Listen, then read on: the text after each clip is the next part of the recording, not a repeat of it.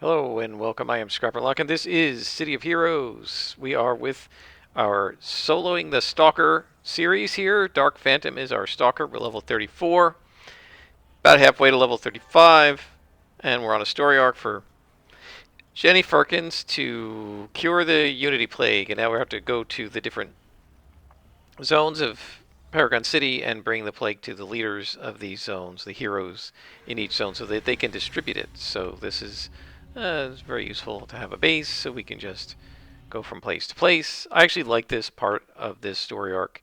Yeah, you're not fighting any bad guys, but you really feel like a hero here, where you're taking the plague cure that you've created, and you're bringing it to everybody to distribute to the city so that people are not harmed by the plague. And I actually really like that.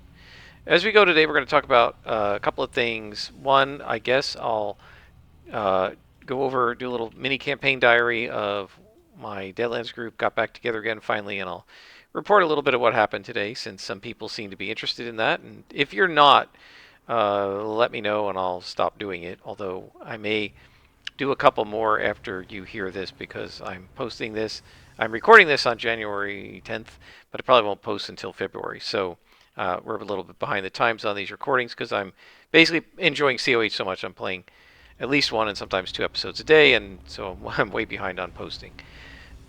Excuse me. And if I do sometimes accidentally cough into your ear, I do apologize. I can't always predict ahead of time and quickly enough to hit the mute button. I feel like I'm getting either a cold or an allergy or something. I've had sniffles and a cough for a couple days. Kind of annoying. Anyway, so first thing I want to do before we talk about a campaign, the campaign diary or whatever, is I do want to talk a little bit about two hit. Because I guess in one of my many episodes where I was complaining about misstreaks, somebody made the comment that they're glad that the comment was something like, "To hit rolls are a mechanic I'm not sorry to see gone." So I guess a lot of games, more modern games, basically every attack automatically hits. And I know Matt Colville is making a new game.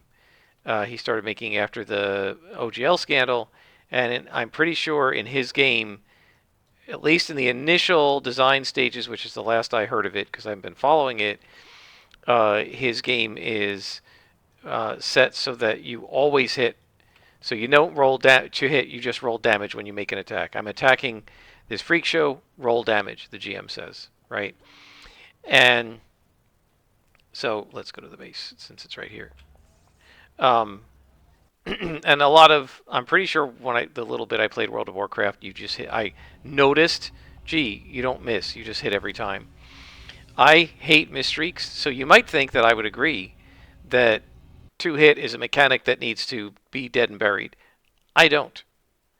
I actually find it extremely logical from a mechanical perspective. I find it extremely logical um, for a character who's targeting another character and trying to attack it. You have to make contact. You have to hit.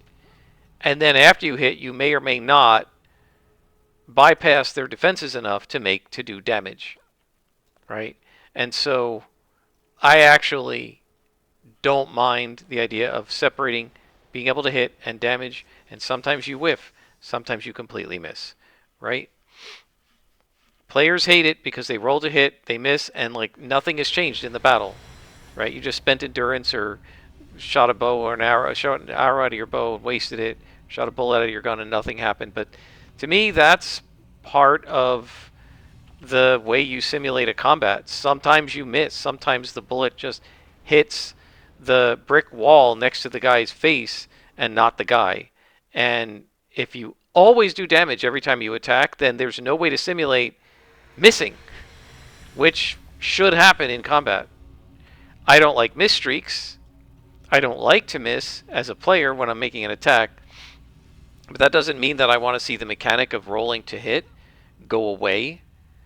I think that one of the problems City of Heroes has is that too many of the abilities of enemies, I don't mind when this happens for the player, right? Because the computer can't get aggravated. Players can. I think too many of the mechanics in City of Heroes rely on either increasing your defense so much that you can't be hit, or debuffing the attacker so much that they always miss, right? I think that they might have done better from a design perspective doing the other sorts of debuffs to you, but not have so many villains who can debuff your 2-hit, or buff their defenses so much that they're nigh unhittable, right? When the Nemesis guys go into put their shield on in 95% defense and floor you, right? What does everybody do? I mean, I would think most people, you just stop attacking and wait, right? And then when that thing goes away, you can hit them again. And so what is that doing? It's just making the battle take longer, but it's not actually adding any interest to the battle.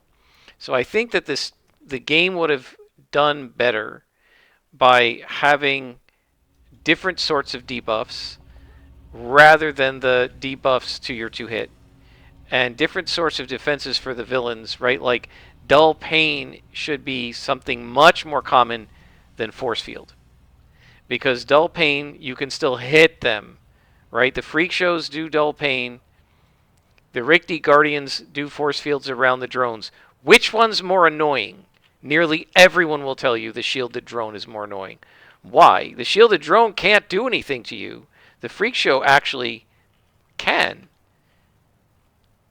They might be able to damage you. A drone can't. Right?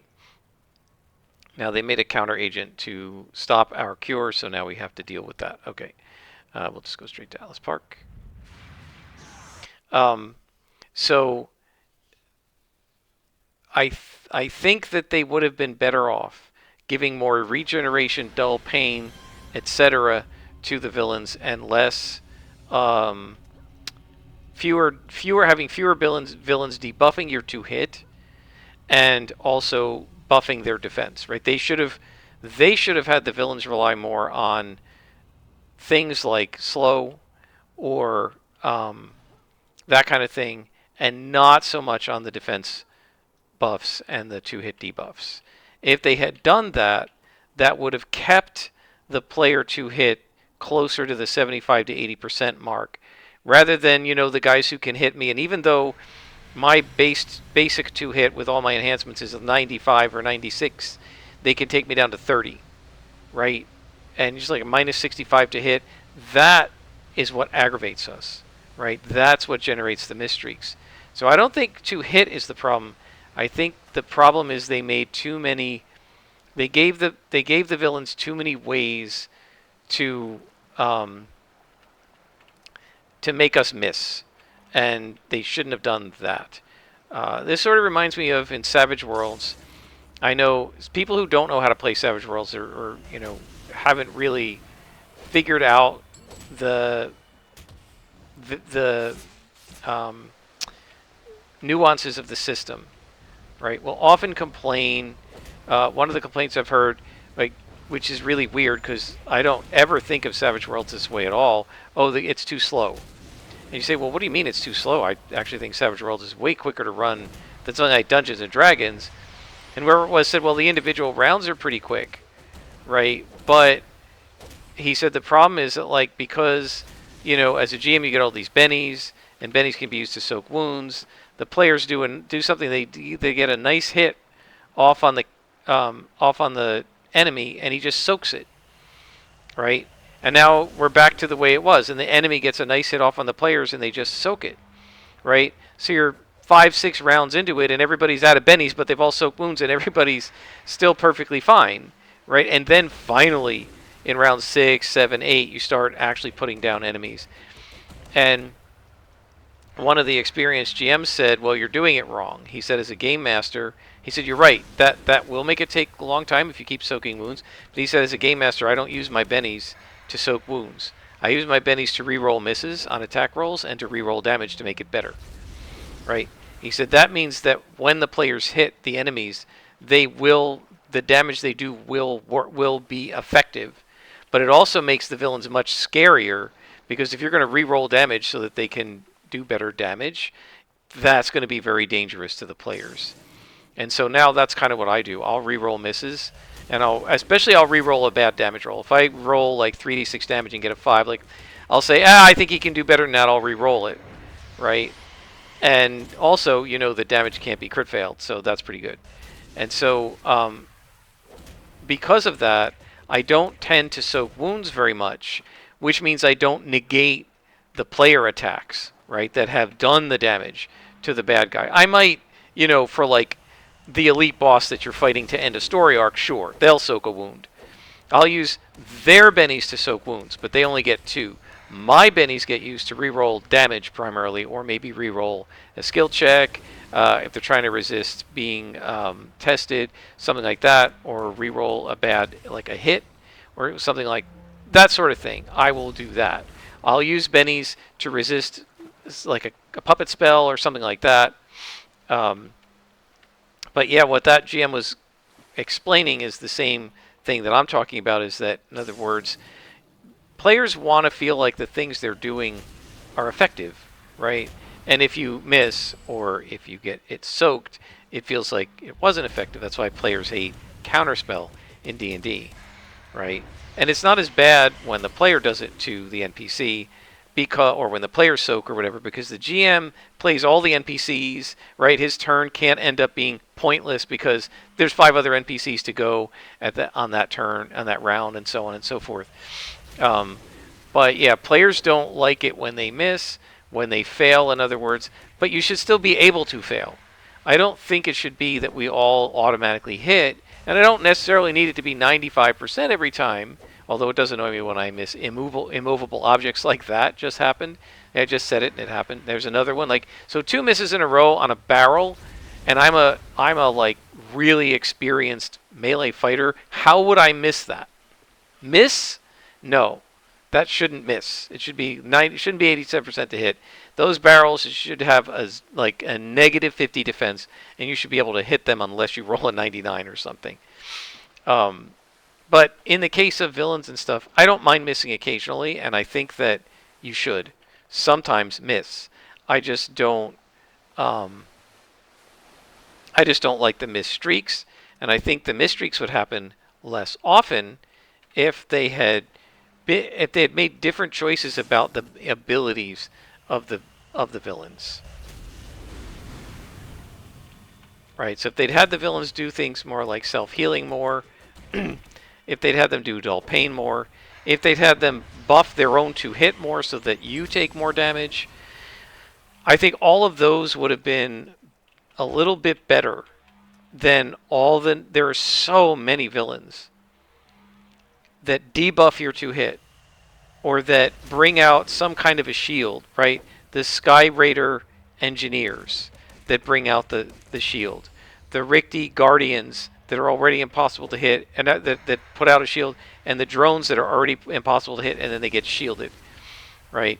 The Circle of Thorns Spectre Demons, where they bring out an auto-hit debuff that it is like minus 50 to hit, right? That's going to be aggravating to players. And the designers, when they made this game, they originally set it up like Champions, so it's 50-50 for both villains and heroes to hit. And then during the alpha and stuff, a lot of the players were complaining that they hated all these miss streaks. And in order to make it less frustrating, they made it 75%, right? So it's frustrating to hit. Why would you create an enemy that makes your 2-hit go down through the floor? Right? You've got to know that's going to be frustrating. Why would you do it?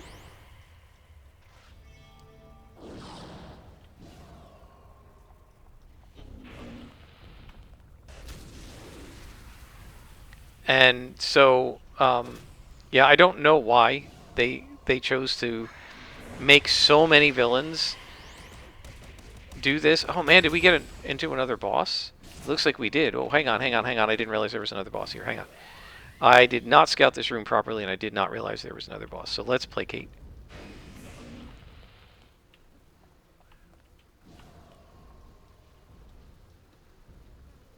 Come on, hit. There we go. Okay, well that didn't really work too great. Alright, so I completely messed this up. I did not realize there were 2 bosses. And the swarms were hitting me, so that took me out of hide, because when you take damage, it unhides you. And I completely messed this up because I did not realize there was another devoured. Did that get them? I don't know. Hate swarms. I don't mind what they do, but I hate the whole come in, hit you, run away before you can damage them, come back in, go away. Super annoying. Anyway, so what I was trying to say, and hopefully I made the point well enough, that I'm perfectly fine with 2-hit. I just don't like it when my 2-hit is debuffed that much. Right, and I think that they could have come up with better ways to better techniques for the enemies to use against you than debuffing your 2-hit by -65 or something like that. Right, we do something else. Right, make them 50% resistance. You know, have them when they do that, have my damage get cut in half or something, so I'm not always missing. Right, I think they could have chosen different buffing and debuffing mechanisms. Not different mechanisms than they have in the game, but just different ones. They could have given a different proportion of them to the enemies. I don't mind if a few enemies had a shield or something, but so many of them do that, you know, like these cairns, right? Almost every single enemy has, like, he puts down a cairn, I'm not going to be able to hit. Right? So basically they put me in a position where I have to one-shot this guy or get him out of the cairn, because otherwise I'm not going to hit. Right? Not him or anybody else in the radius of the cairn. Because the debuff is so bad, it doesn't just drop my 2-hit a little bit, it'll drop it into the absolute basement. And I think that's another potential issue, right, that they have in the game, is that for the player characters, not so much, unless you're talking about a panic power, but for the villains, there are a lot of just general powers that they have that are so extreme.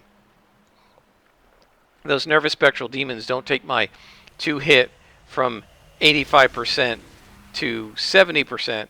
They take my 2-hit from 85% to 30% or something like that. Right? So it's just like they can turn on one power and floor you.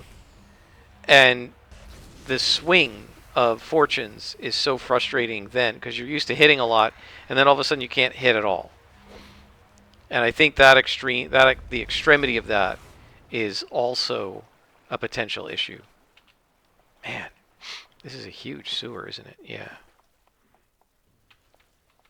All right, well, we've done everything in there, so let's continue.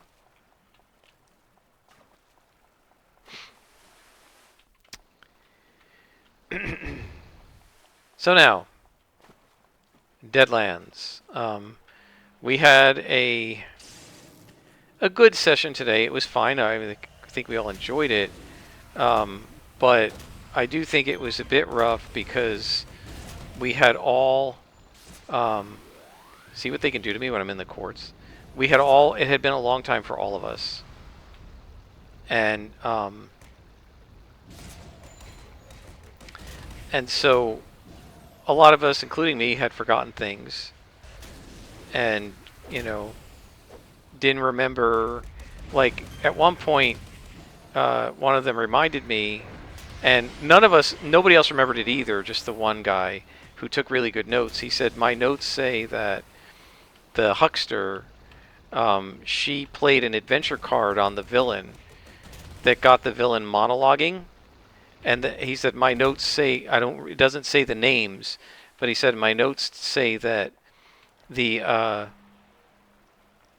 villain, when she monologued, said the names of all of the other servants of chaos. They knew one guy's name, Cooley, who is the ranger, but they didn't know the names of the other two, and they weren't sure whether Mina Devlin, who runs the Wichita Witches, was good or bad. And of course she's bad. She works for, I mean, in the lore of Deadlands, she's just one of the rail barons. She's not necessarily evil per se. She's a witch and she's very powerful, but she's not necessarily, she doesn't work for the Reckoners in the Deadlands lore, but she's working for my Reckoner in my lore. Oh, cool, another boss. This is awesome. I love fighting bosses when I'm ready for them, when I know they're there. Um, so they weren't sure whether or not they could trust her. They knew that someone on the Black River Rail was involved, but they didn't know who, and they were trying to figure out, should we tell Mina and see if she wants to help us root out the corruption in her own railroad, or is she the problem? And apparently, last session, they got Helena Robards, who they defeated, using the adventure card to monologue, and she told them that Mina Devlin was one of the followers of Chaos.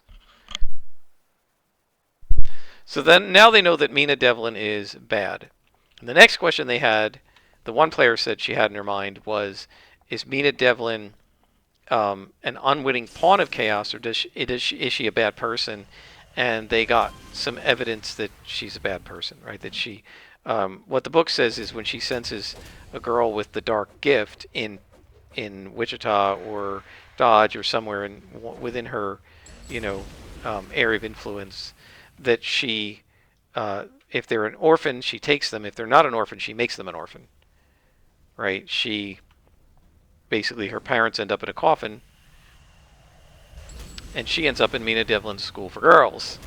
And so when the one guy found that out, our blessed, he was like, okay, well, she's obviously not an innocent, victim of chaos here.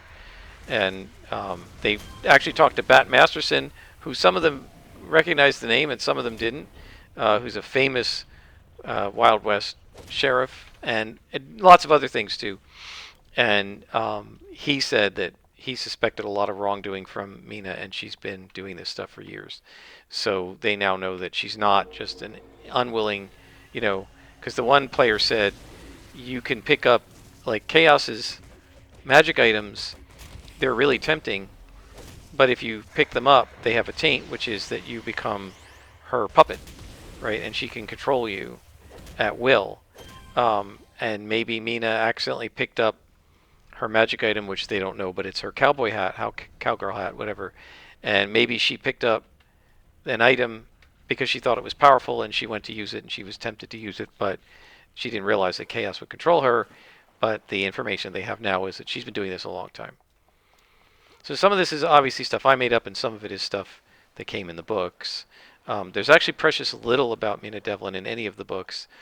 She's mostly referenced in very brief passages. We know that she runs the Black River Rail. We know that her husband was the owner. She and her husband sort of co-owned the Black River Rail. And after his death, which it doesn't really give any details about, she inherited it. I rather suspect she killed him to get control of the railroad. And at least in my world, she probably did. So they went to Dodge looking for her, and they found the school, which I actually had the foresight over the last couple of days to map out. Although I realized they messed up the second floor because I put bedrooms for the girls, but I didn't put bedrooms for the teachers or for Mina. I did put a room where they could do rituals and magic spells and stuff. What did I miss? I guess we're gonna have to reveal again because I don't know what I missed. Oh wow, okay. Gotta go north. So they got to Dodge. They sort of scouted out the school. They didn't go inside. They just watched it from a distance, and then decided, what they wanted to do. And of course, my best friend, who always makes a plan like this, he was like, "Let's go in at night and scout around the place."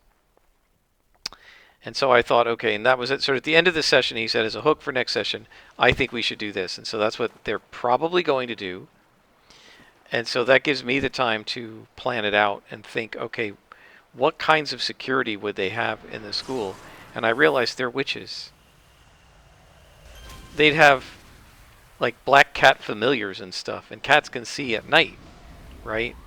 So probably there are going to be cats and birds around the place that are actually watching and can set up an alarm.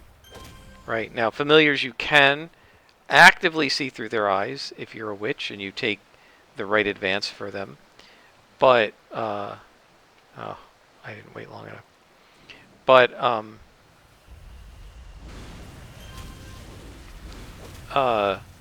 but it's not like the familiars are going to be able to instantly communicate with their master or mistress.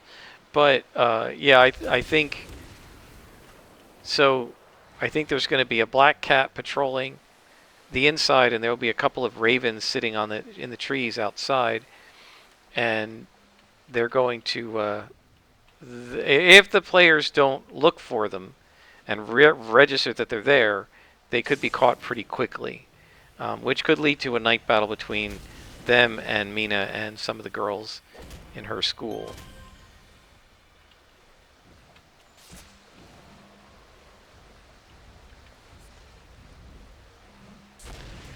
So that's where we are.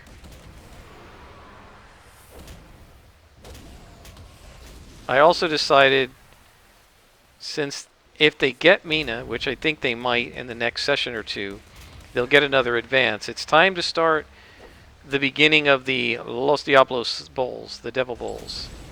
So the way that works is every night for 5 nights at midnight, they hear, getting louder and louder each night, the distant sound of a stampeding herd of cattle. And every time they hear it, they have to make a fear check. And if they fail, then there's some sort of a penalty. I can't remember what the penalty is, but there's some sort of a penalty. And then on the 5th night, the bulls show up. And there's the last one, guarded by, of course, a sentry. So I have to wait. So yeah, I think I'm going to get ready for a battle with the bulls. I don't know what kind of a map it'll be on, but I'm going to give them the sounds. And I don't know if the new girl is going to register it. Jordan Callerman did this on the Deadlands Wildcard show, but I don't remember how clear he was after the bulls about the fact that the drumming beat of hooves that they were hearing the nights before were that. I think he said so. I don't know whether she's going to remember that or not. I hope not. If she remembers it, I'll find out, because she'll probably get scared. Be like, oh crap, this is the thing that TPK'd the party in the Deadlands game, in the Wildcards game. And then I have to figure out what happens if they wipe. Because we could just say, okay, well, that's the end of it. But I have the feeling they're not going to want to do that, right? They're going to want to see how the story ends. And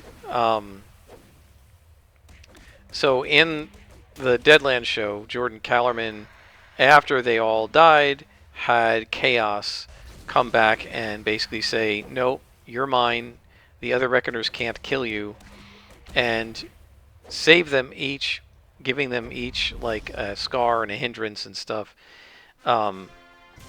So I could do something like that, or I could, what I was thinking of is having the other Reckoners appear and say each one of you is going to be like, we'll save you, we'll give you a chance to defeat Chaos. If you succeed, you become our servant. If you fail, you go back to the bulls and you end up becoming an eternal bull, right? Because if you die to the bulls, you just join their herd and you're there forever for the rest of eternity. So that's the end of the story arc, guys.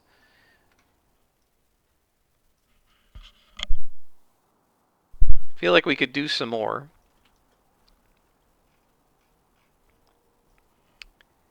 We can get new contacts, but we can't use them yet. But let's go ahead and call everybody and get our new contacts. Let's see. Neil? No. Stemets? Here we go. Okay. Percy Winkley. I remember him. Philippa? No.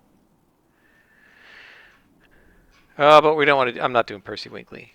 I don't like the Croatoa stories. I don't like the Croatoa missions. The story's okay. I don't like the missions. Colleen Nelson. I don't think she's going to talk to us yet. And I'm not interested in Vanguard right now either. So let's see if Colleen will talk to me. I doubt it.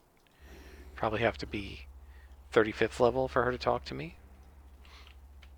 And I guess what we'll do is let's just go ahead and do tip missions until we get to 35 because we're almost there.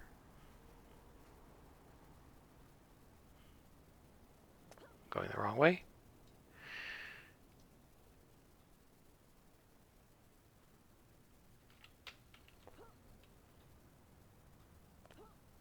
There we go. So let's go to Brookstown and talk to her. So yeah, I'm enjoying it. I hope they can actually beat the Bulls. I wouldn't be surprised if they can't. And then I have to figure out what I'm going to do. Right? And one of my thoughts was I could make them each harrowed. But having 4 harrowed seems like a lot. Oh, she does have missions for me. Okay. Council? Yeah, let's go fight the council. Oh, we have an hour. Well, it shouldn't take us an hour to do this. Skyway City, defeat all. Of course. It's always defeat all when I'm like, this is our last mission. I actually wasn't. I was going to say we'll do a couple more, but this will probably be long, so this will probably be our last mission. And then I will continue doing these kinds of missions until we get our next story arc. I'm kind of hoping I don't get a story arc from Colleen Nelson because it'll be too low for us. Alright, we're going to hit 35 very shortly. And I don't want a level 34 mission that on +1 caps out at 35, you know? Because then it'll be +0 to us.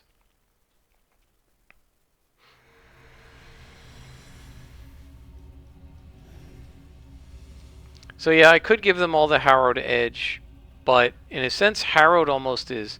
There are some drawbacks, but it's almost too powerful. And the thing with Harrowed is you come back to life with a demon attached, a Manitou. And you can let the demon out, and it'll make you more powerful, but then it might not want to go back, and you can lose some control. It's called Dominion. There's a whole mechanic. It's a pretty cool mechanic, but what I don't like is it only happens voluntarily. So now if it were the case that like anytime you're shaken, or anytime you take more than 1 wound at a time, or anytime you're subjected to a fear roll, or you fail a fear roll, or you crit fail something, then the demon comes out. Like if it was something like that, I would be like, okay, that's really cool. Then anytime they crit fail, the demon could come out, and the demon's going to work at cross purposes to whatever they're doing. But then the other thing I thought was, why would, if the Reckoners bring you back and put a demon in you to kind of keep an eye on you, right? Why would the Manitou do something at cross purposes to what its Reckoner bosses wanted, right? Because they hired you now to fight chaos. So I'm not sure. I might want to make my own mechanic up for this and use that instead. 5 booby traps to disarm. Okay. I hear one.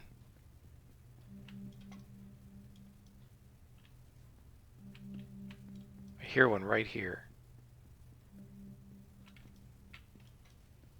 Must be downstairs. Oh, watch it. Yeah. Oh. That's a file. Is that a booby trap? I guess it's a booby trap. So yeah, I might want to create my own version instead of Harrowed. Call it something else. Servitor. Or maybe not Servitor. They're not Servitors yet. They could be one. I don't know. But give them something that's similar to being Harrowed. But the demon comes along for the ride, and when you do something, when something jarring happens or something like that, it takes over, and it might make you do things you don't want to do.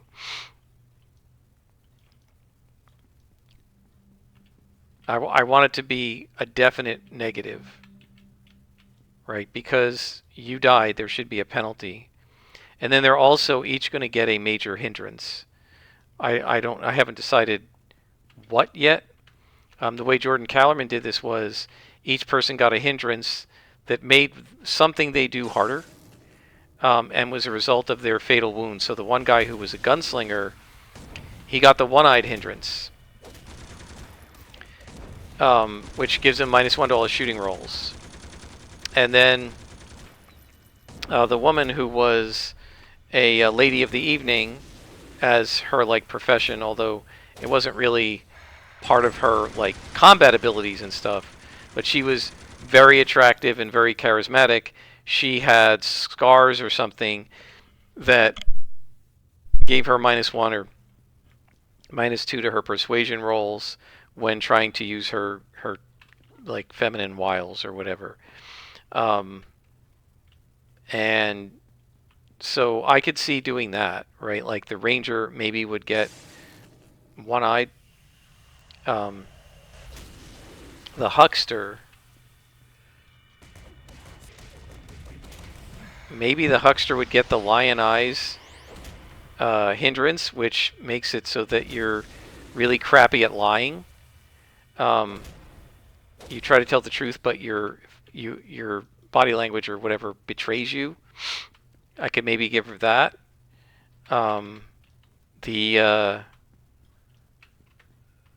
The weird scientist already has, I think, the ailing edge as a minor hindrance. I could say it's now a major hindrance, which means the clock is ticking. You're now the ailing edge is minor.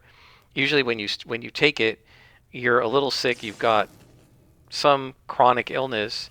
When it becomes major, it becomes like it's now terminal, right? And it's a matter of time until you die, right? So I might do something like that. I want some major hindrances that are going to be something that will be very debilitating toward what they do on a regular basis, right? Again, because you died, and that should have been the end of the campaign. If you want to continue it, you're going to have to continue it under a serious negative, because your character is basically living on borrowed time. And there's a werewolf. Okay, cool. Let's placate you. And then build up. And then assassinate.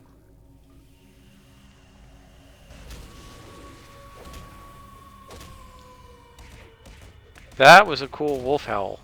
I don't know if you guys heard that. It was real high pitched and cool. Wolves are awesome. Not a huge fan actually of werewolves, but I do love wolves. They're cool. I hear a glowy.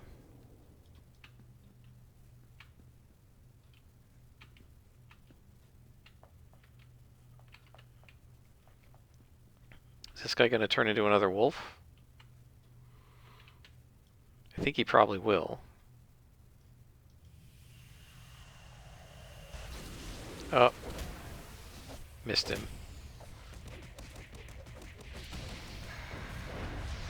Well, if he's going to wolf up, let's get this guy first. Just take him out. Just get rid of him, and then we'll let this guy wolf up, and then we can placate him. Why am I could have sworn I clicked some of those.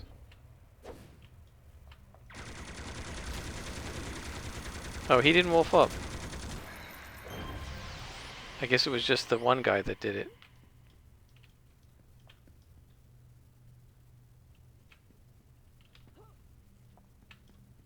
Oh, there's the glowy.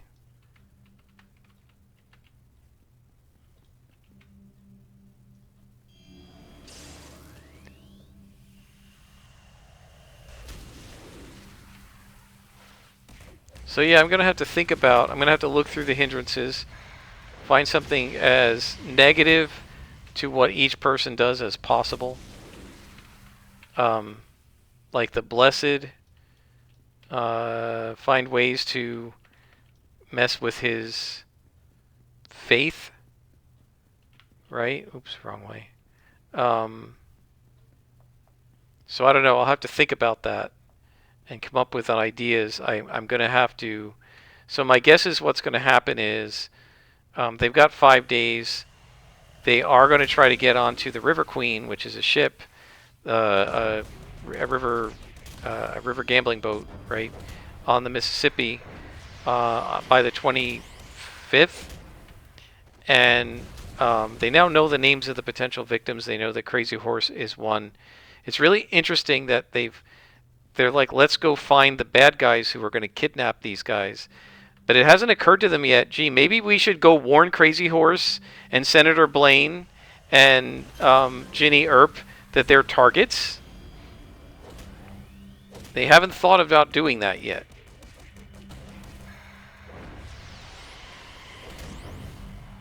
Because they're close enough. They're near where they were. They were near the Sioux Nations. They could have... They do have contacts among the Sioux and the Native Americans. They could have tried to get in there and say, we need to see Crazy Horse, he's in danger. Probably they would have been allowed in because they've been pretty good allies so far to the Sioux, and they're friends with the one spirit guide guy who's like in the real world he's just a person, but in the dreamland, in the not the dreamland but the hunting grounds, he's a wolf. And he helped them with some of their vision quest and stuff. And there's also a Kiowa that they know who's helped them. And even though he's part of the Coyote Nations and not the Sioux, he probably could. They probably could get in there to warn Crazy Horse that he's in danger. I don't know how easy it would be for them to access the senator. Probably not super easy with his security and stuff. So I don't know, but nobody suggested, gee, maybe we should warn these guys.